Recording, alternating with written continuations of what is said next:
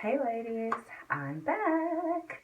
I wish that I was in the room with you right now. Like, I wish that we were sitting together, Indian style on your carpet, with a cup of tea or a cup of coffee for me, and talking about your letter. I wish that I could hear your letter. I wish that I could talk through your areas of domain because that kind of stuff gets me so excited, and I just want to hear about it. But, let's just keep on going, keep moving forward. Maybe one day you and I will be face to face and we can talk about these things. Okay, so here we are in part two, the harmony rule. You guys know what harmony is. It's when several things come together and make a beautiful sound or make a beautiful movement. So things that are working together smoothly. Um, and us as women, and this is a lot of times it's me talking to myself when I'm talking about feelings and emotions because I am one of those women who I've had to grow a lot in this area, where I came from a place where I was very emotionally explosive and emotionally manipulative, and a lot of us are. We use our control over our emotions to try to control other people, and that is irresponsible of us, especially within a relationship. So, in part two, the harmony rule, we're going to talk about responses to emotions and emotional responses. Those are two way different things. An emotional response would be to throw a plate when you're angry, or to knock your husband upside the head when he's staring at somebody's booty walking by. You guys been there. A response to your emotions is about you. It's keeping it right here. When you see his eyes wander and his head turn, whew, see what I did there? It's a deep breath. I'll smack the shit out of you. I really won't, but some people feel that way. And so we're gonna take responsibility for the emotions that we feel, and we're going to respond to them so that our emotions are not responding to our situations, that our anger, our frustration, our sadness, our anxieties are not moving throughout the world posing as us. We're going to take control over them. And there's going to be another video in section two, this section, where I will show you and walk you through three different ways to positively respond to your emotions. We're going to do some deep breathing. We're going to redirect our negative thoughts, and we're going to practice movement meditation. I'm going to get super angry and clean the hell out of my kitchen. This is movement therapy right here.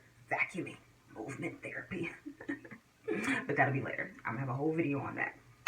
So that is our first exercise, is getting to understand emotional responses versus responses to your emotions.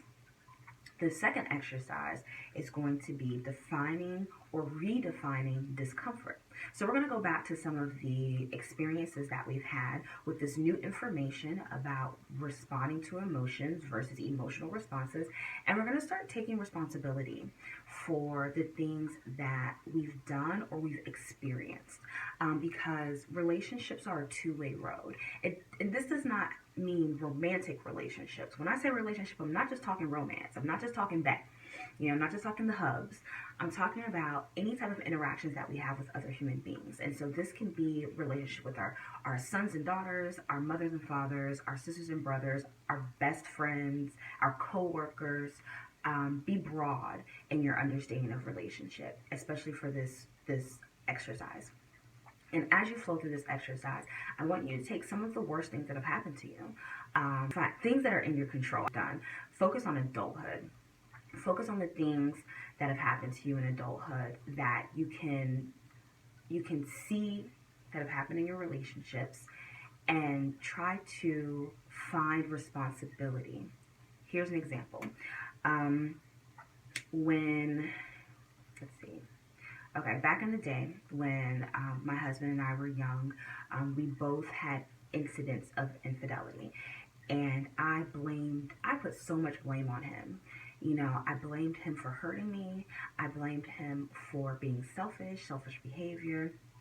I blamed him for not being able to control himself better.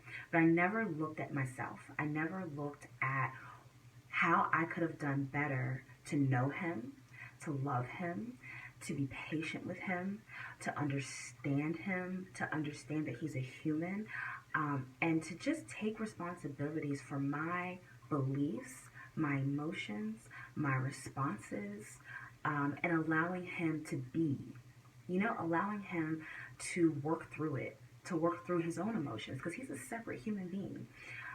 Same thing with my mother. So here's an example.